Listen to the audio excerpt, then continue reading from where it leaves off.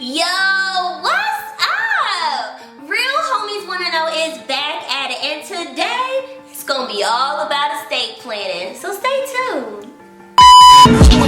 Real homies wanna know. Real homies wanna know. Real homies wanna know. Our homies wanna know. Alright, so y'all, today is National Healthcare Decisions Day, which is a day where we bring awareness to the importance of making decisions that are all about you. And every year we get to touch on this topic, so I'm excited for talking about it this year. And I thought, what better way to bring awareness to the importance of making decisions that benefit you than to talk about estate planning. So I had the chance to interview Miss Jala Eaton, who is a financial advisor and also an attorney, and she was able to explain what exactly estate planning is, and she also dispelled some myths too. So let's get to it. Alrighty, so first, can you just tell me a little bit about yourself? All right, I am Jala Eaton. I am the owner and founder of two businesses. One is a financial education business on my own financial, which specializes in education and helping us realize what we can do with our money and what we should do based on our personal choices, our personal finance, what works for us. And then the other is my law firm, the law office of Jala Eaton, and that's to empower people to protect their wealth that they've grown through estate planning. So for generations to come, they make their plans and, they control their wealth even when they're not here. And yes, I love your page on my own financial. It's really, really helpful. So I want people to follow you because you give out a lot of good information. I get your newsletter as well. So I love what you're doing. Thank you. I appreciate you. Yes. Social media can be like talking into a black hole. So I'm happy to hear that there is somebody out there that sees it and is taking things that might be helpful for them. So thank you. You are welcome. And I agree. It can definitely be a black hole. The first question is, what exactly is an estate plan and why should individuals seriously look into it? Well, for me, estate planning is just an extension of your financial plan. It's something that not only protects your wealth when you're gone, it protects your wealth while you're here. Maybe you're not able to make decisions because you're traveling or because you're in a hospital. It covers the gamut. I call it 4 documents, and those are your power of attorney, which you're approving somebody to act on your behalf in certain situations. You give them as much control as you want, or having a healthcare power of attorney, which you're just making your decisions about certain situations. Should they happen, you're letting people know this is what I want, and this is the person that's in charge to make those decisions as you've discussed. Then you have your will, which is only active after you pass away and subjects you to probate court, but it's a written document saying this is what I want to happen to everything that I left on this earth and things that I may not have known that I left on this earth.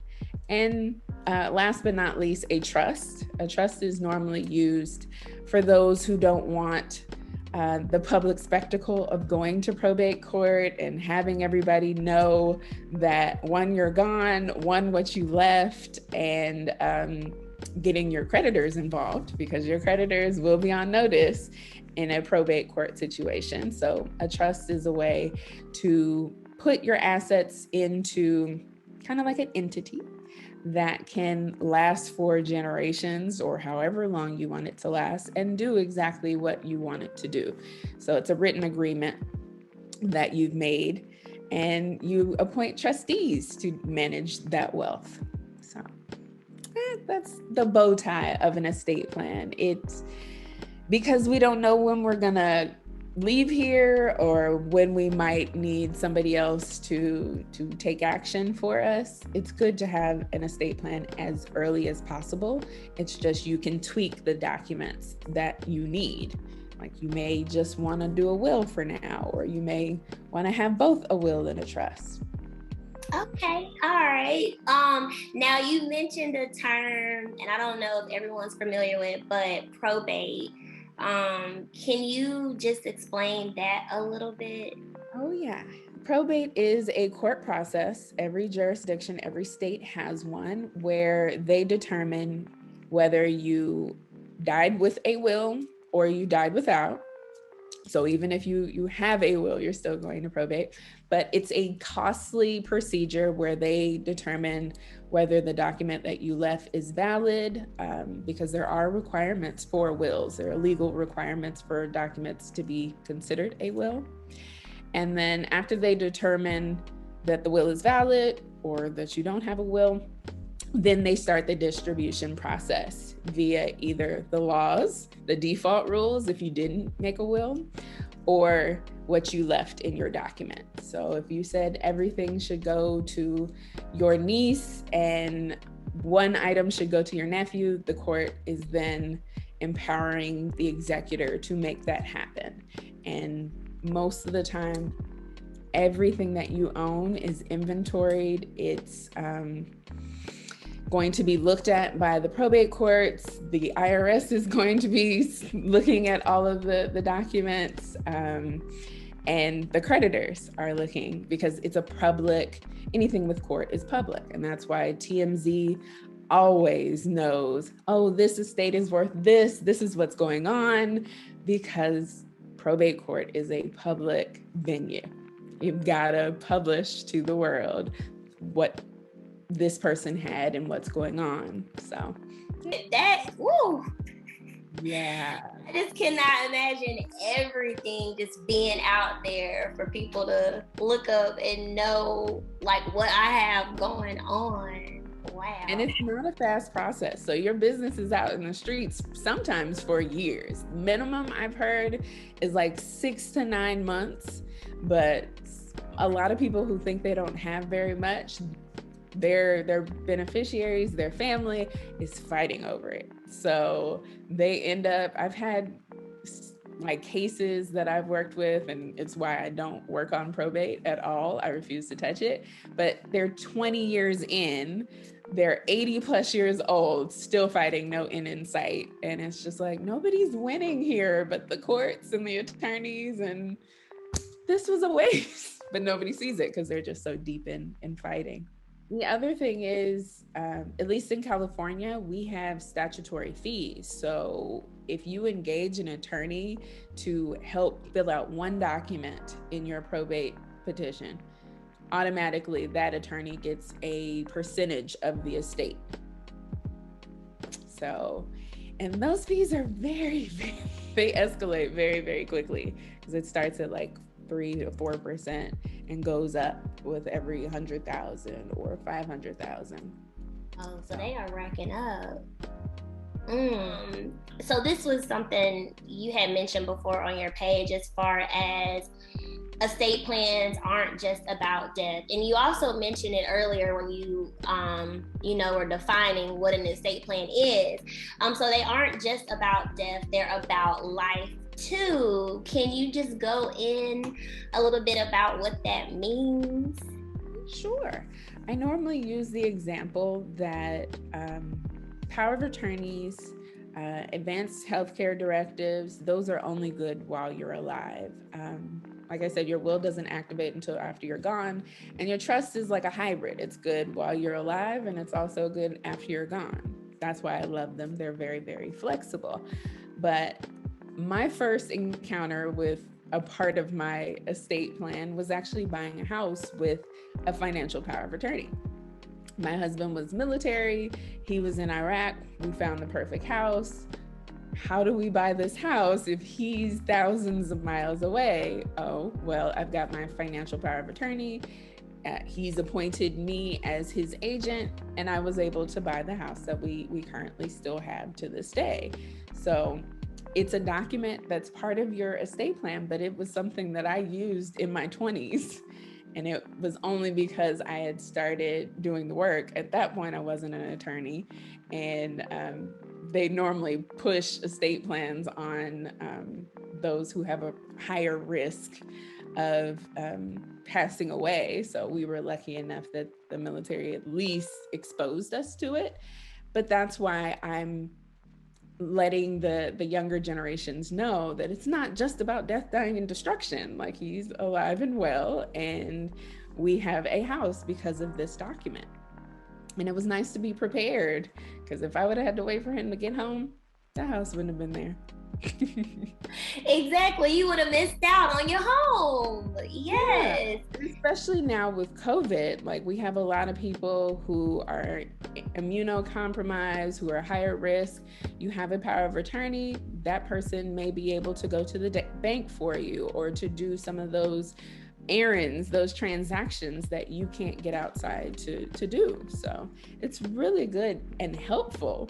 But the thing is, you've got to start thinking about who you trust, who can you appoint to be in those roles.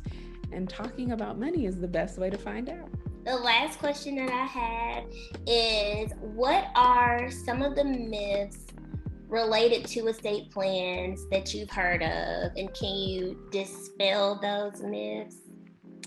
I think the biggest myth is that they're for the wealthy. They're for people who have a lot of money.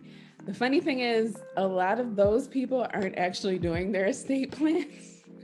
I do hear a lot that the myth that it's only good to do your estate plan if you have a complex tax situation, or if you're trying to lessen your taxes.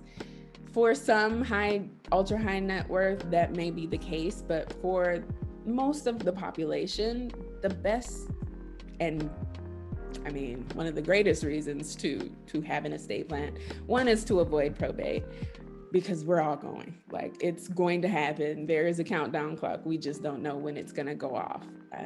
We should be estate planning, and we're not. One, probably because a lot of people don't want to think about them not being here. But I think I pose it to my audience and my community as, this is, your estate plan is a chance for you to leave your knowledge and the things that you've learned during your time here, which may be beneficial to the next generation. So it's not all about money. And that's the huge myth, that you have to have money. No. If somebody in my family would have told me, hey, stay away from student loans, figure out a way, be strategic, that knowledge would have been worth hundreds of thousands of dollars. There's no way to quantify knowledge, but just taking the time and writing a note of things that you've learned and taken time to acquire, that's beneficial. That's wisdom that you are passing on. And I think it's worth doing the work to get your estate plan and get into the habit of updating your estate plan as you learn more, as you accumulate more. So yeah, those are the biggest myths that I hear. I'm glad more people in the pandemic are starting to realize that they need an estate plan, but I hate that we had to go through a pandemic for them to realize that. But I think as long as we're talking about it, more people will know and understand what they are, and hopefully we'll change the numbers. Exactly. Yeah, and I'm glad you cleared that up, especially the one with thinking that it's for people who are wealthy, or looking at it as, like, I don't have anything, so I really don't need to do an estate plan. Like, I've heard a lot of people feel as though, like, I don't have a whole lot, so there's no need, but you just never know. And like you said, which is really like the out of box type of thinking, as far as leaving a note behind with words of advice or things like that. Like nobody would ever think that's something that would be involved with an estate plan. We just think money.